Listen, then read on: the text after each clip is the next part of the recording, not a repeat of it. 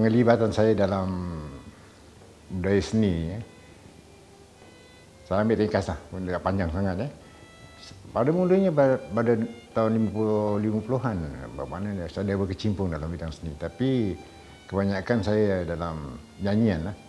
Nyanyian dulu ni saya cuma ikut upacara ragam di majlis kahwin penjara ragam dulu kan. Sekarang ada 4 gitar semua dengan bass besar dia, cuma drum, accordion. Kemudian saya ikut kawan-kawan pergi ke bidang seni tari pula.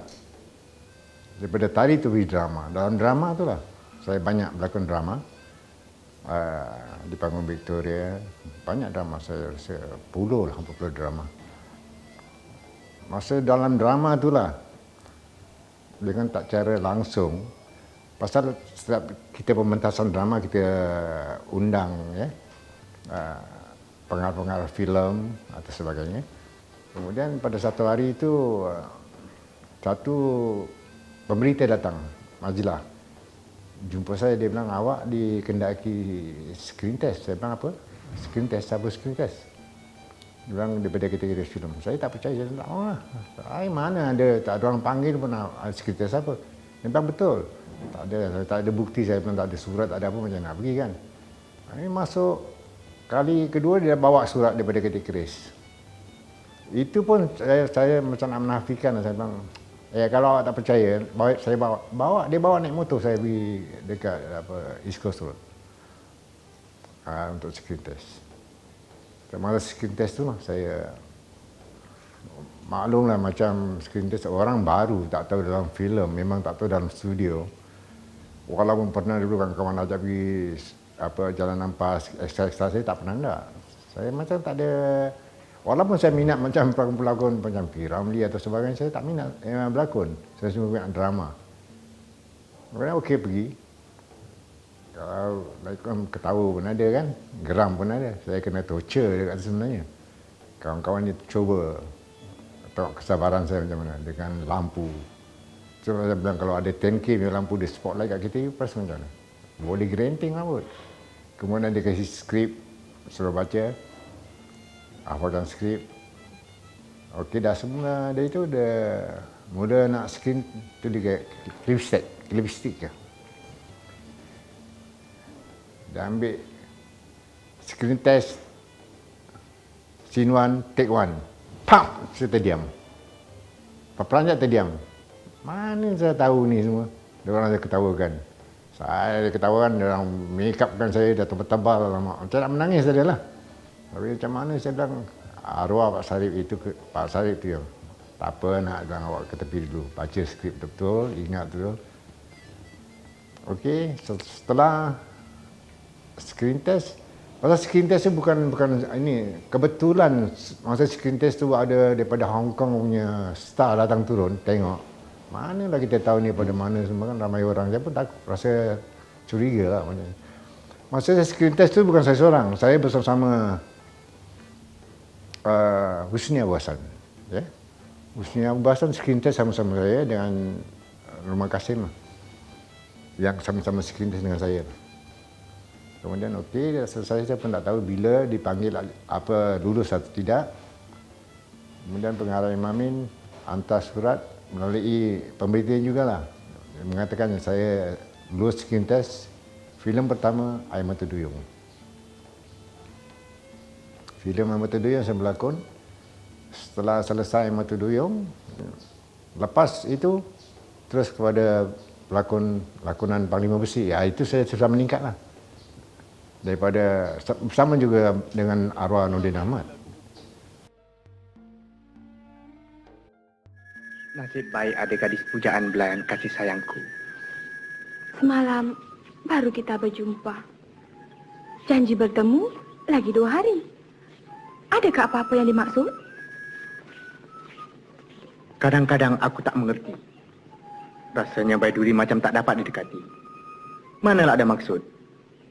Bukankah orang bercinta senang sekali kalau selalu bertemu muka? Hanya itu saja? Maksudmu? Marah? 3 bulan lah.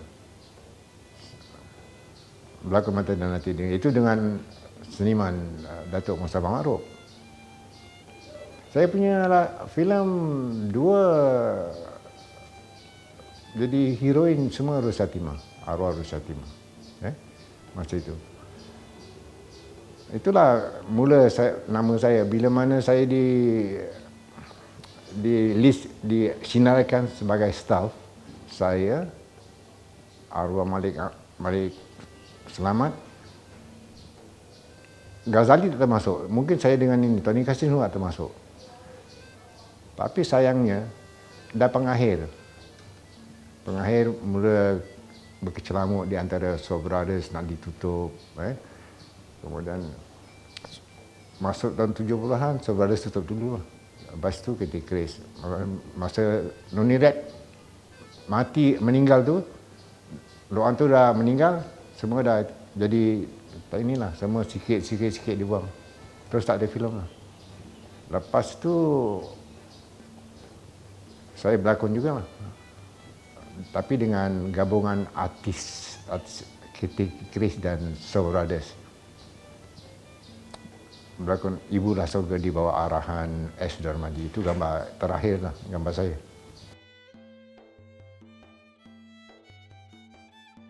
Skrip tu cuma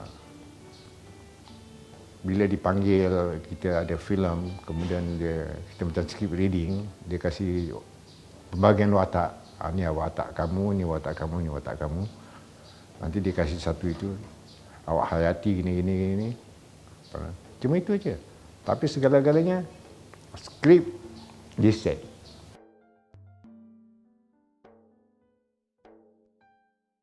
Sebenarnya nama saya Maswari bin Marwan, panjang kan, Mas MM. Jadi lepaskan Maswari, lepaskan Marwan, dia taruh M je lah, jadi M-Wari. Itu sebelum filem saya gunakan nama itu, bukan dah masuk filem baru ada nama itu, tidak. Masa saya berkecimpung dalam nyanyian, saya gunakan nama itu drama, nak M-Wari lah. Itu sendiri taruh lah, glamour lah kononnya lah, tapi itu nama sebenarnya saya, Maswari bin Marwan, kemudian diringkaskan jadi M-Wari.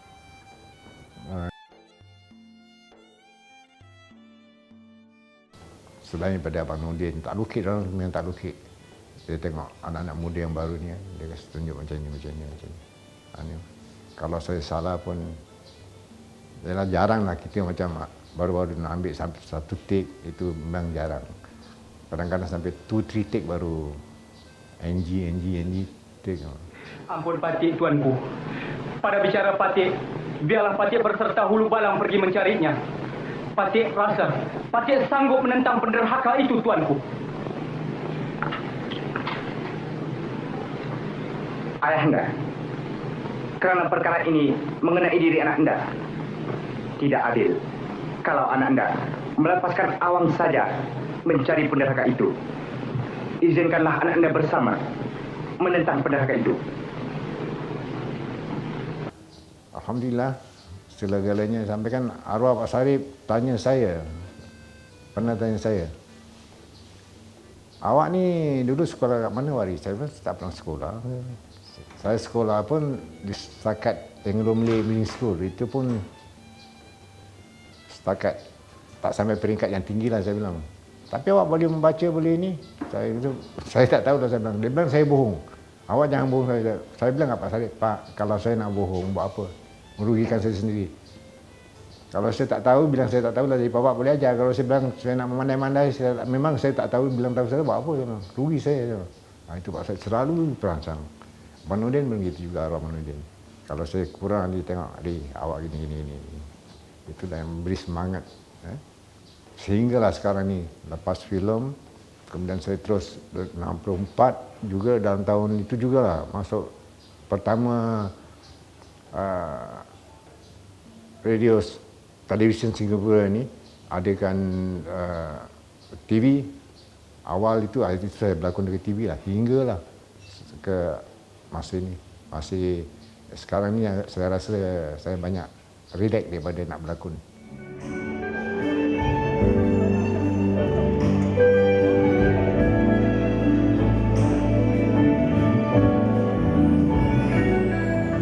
Baru ini saya diundang untuk menyanyi di Bintang Legenda. Saya rasa terharu. Pasal apa? Begitu lama, kerana masih ada yang itu. Masih ada yang minat, masih ada yang beri support pada pelakon Bintang Legenda ini. Alhamdulillah.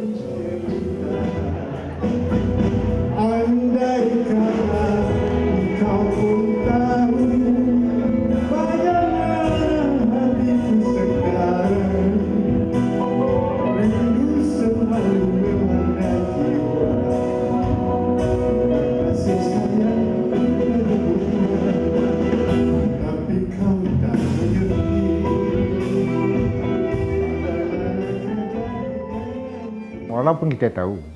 Walaupun kita tahu dalam silat, tapi yang lain-lainnya mungkin tak tahu. Jadi kita pun kena belajar. Saya dalam filem Panglima Besi itu kita belajar di depan rumah pengarah arwah M. Amin. Setiap malam kita sama-sama ada tukang ajar dia. Macam mana kita nak lompat, nak balik pakai tembung dan sebagainya, keris dan sebagainya. Ada tukang ajar, memang ahli silat yang ajar kita. Sebenarnya dalam Panglima Besi itu banyak yang pengalaman yang saya dapat, dan pahit manis dalam filem Panglima Besi itu pun saya rasai. Yang mana saya pernah kena arwah Malik Selamat pukul dengan tali itu. Orang yang kan macam tak itu, tapi betul, terkena betul, berbilai badan, hinggakan saya balik ke rumah. Memang mak saya, masa itu saya masih bujang lagi, mak saya tak tahu. Bila saya lepas mandi, dia tengok badan saya berbilai, ada 3 tali punya ini. Bilang, ni kenapa? Sampai ke mak saya bilang, kau jangan syuting lagi lah, tak boleh lah macam ni. Ini bukan sengaja, saya bilang ni kan, ni dalam terlepas. Itu pengalaman macam-macam, mana diikat, masa saya diikat dekat dahan pokok kelapa tu. Pokok kelapa diikat, semut kerengga naik. Dia bayangkan kena gigit semut kerengga, macam-macam hal.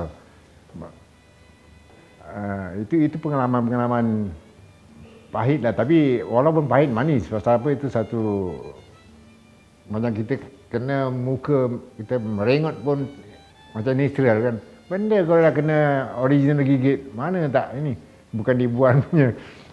Itu dalam filem Panglima Besi. Dalam filem Air Mata Ujian sama juga, masa terlentar kat pantai. Dah dibuang kat laut tu, kemudian hanyut ke tepi. Urat pompon tu gigit kat perut. Bayangkan je, tiara kat laut tu. Sebelum dia orang datang nak ambil kita, ini dah tengku halang atau sebagainya. Ini dah gigit ni. Urat pompon yang lebih pancing tu dah gigit macam-macam itu. Alhamdulillah, semua segala-galanya satu pengalaman lah. Kalau kita tengok baik seniwati ke, baik seniman ke, handsome, kacak atau sebagainya. Tapi kalau dalam syuting lumpuh-lumpuh lah awak masuk. Bukan ada stuntman atau sebagainya. Awak berlakon, awak lah duduk kat situ. Kena gigit ke, masuk dalam lumpur ke apa. Tapi bila lepas tu barulah kita betul-betul seniman. Tapi kalau dalam filem seniman masuk dalam lumpur pun seniman. Itu pengalaman kita dalam filem. Jangan ingat apa. Tapi tak tahu sekarang lah. Sekarang ni nampak semua sekat-sekat, lawa-lawa. Tapi dulu tak ada. Dulu tak ada senamin. Awak kat lumpur-lumpur lah jatuh itu. Semua, baik seniwati dia pun begitu. Kalau menangis kena tampar lah awak. Tak ada pakai stuntman atau stunt girl atau sebagainya kena. Awak berlakon, awak dah kena. Mungkin semualah seniwati lah, bukan kata. So, pelakon dulu dengan sekarang. Diorang pelakon dulu ni sebenarnya bukan glamour, nak cari glamour, tidak. Dia melawan antara satu dengan lain. Kalau awak bagus, saya rasa saya ingin lebih baik. Kenapa? Kalau dia tidak dapat menandingi, dirinya akan diketepikan. Jadi semata-mata oleh kerana minat ataupun memang sebenarnya, jadi walaupun itu ada, tapi dia orang mesti nak cuba. Kalau boleh lah, bukan kata nak cemburu, oh dia ni bagus, aku nak ni. Tak ada, dia orang cuba menandingi. Walaupun tak sama, tapi setakat hampir, itu pun dah baik. Pada terus putus asa atau sebagainya. Dia orang kalau dulu punya seniman seniwati memang gitu. Dia orang betul-betul kalau disuruh menangis, menangis dulu bukan itu. Sebenarnya kalau kita berlakon ni, kata disuruh menangis, bukan mudah kita nak menangis. Nak menggunakan air mata tu kan. Kadang-kadang bukan senang nak gunakan air mata. Kita terpaksa ambil satu benda tu yang boleh memediakan mata, letak je. Hingga kan air mata betul-betul dah menitis, baru dipanggil. Kita shoot. Saya rasa seniwati-seniwati banyak kena macam itu. Tapi seniwati dulu memang saya akui. Sebab dia orang punya populariti dia dengan sekarang ni nampak beza. Bukan saya nak memuji, oh ini veteran atau tidak. Seniwati dulu, kalau berlakon, dia bukan cemburu untuk menjatuhkan, tidak. Cemburu untuk mendandingi. Kalau dia bagus, kenapa saya tak boleh? Saya nak cuba lebih baik. Kerana dia orang mencari nafkah ataupun untuk lebih baik supaya dapat berlakon di antara satu filem dengan satu filem. Begitu juga dengan ketawa. Ketawa ni orang bilang mudah, tidak. Senyum lain, ketawa lain. Salah ketawa jadi bunyinya lain. Dah macam pontianak atau macam hantu. Kalau laki-laki dah macam mana. Ini ketawa ni bukan kata perkara yang mudah. Ni semua kita nak kena benar-benar kena latih, nak kena tahulah dalam berlakonan ni. Tapi banyak pengarah-pengarah, asisten pengarah dulu ataupun penolong pengarah dia memang orang-orang yang berpengalaman dan tahu, selalu memberi nasihat ni. Orang dulu tak lokek. Seniman-seniman tak lokek dengan kawan atau sebagainya. Kalau dia ada kelebihan, dia ajar kita. Itu sama ada kita mahu menerima atau tidak, terpulang pada diri masing-masing. Itu bagusnya dulu. Kita tak ada masa cemburu antara satu dengan lain. Kawan pun begitu. Awak daripada Soul Brothers ke, awak daripada kita Chris ke, kalau kita dah bersatu, sama berbual, sama. Tak ada cakap ini itu ni, tak ada. Gosip pun tak ada, tak banyak. Alhamdulillah.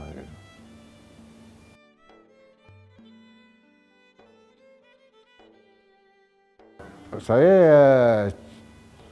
bersyukur lah ya, walaupun apa pun saya masih bersyukur kepada semua masyarakat maupun yang ada di Singapura atau di Malaysia ni, masih ada lagi yang meminati veteran. Bukan saya seorang, mungkin semua veteran. Seperti baru-baru ini kami diundang untuk menyertai satu hiburan jemputan daripada Datuk Bandar di Dewan DBKL. Saya rasa kalau saya pandang, mungkin kalau tanya saya, mungkin dia bilang, oh Wari memang nak cuma publicity. Tidak. Tapi kalau saya tanya pada semua yang hadir pada itu, kebanyakan masih ada yang meminat. Bukan hanya orang tua, banyak yang muda-muda pun minat lagi pada malam itu. Tapi saya bersyukurlah makanya masih ada yang meminati. Saya bersyukur, alhamdulillah.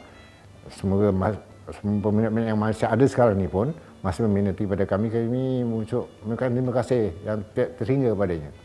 Mudah-mudahan apa yang kami perjuangkan selama ini masih disukai. Pasal apa buat kami lah sebagai pelakon, penyanyi atau sebagainya, tanpa mereka kita tak ke mana. Jatuhnya kita di tangan mereka, naiknya kita juga di tangan mereka. Kita hanya penyampai. Jadi kalau kita tak memberi balasan untuk pada diri mereka, siapa nak itu? Saya berterima kasih pada semua sekali peminat yang meminati kami di dalam bidang hiburan. Itu aja. Saya rasa saya ucapkan terima kasihlah pada semua peminat yang ada di Malaysia ataupun di Singapura. Nun dupa mengalun,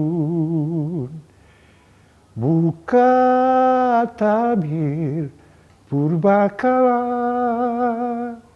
riwayat priangan, ibu yang menanggung malang di dicintai oleh putra Sang Kuryang Sakti, walau mengetahui itu ibunya sejati, agar dapat berlari di gelap malam, diminta menyiapkan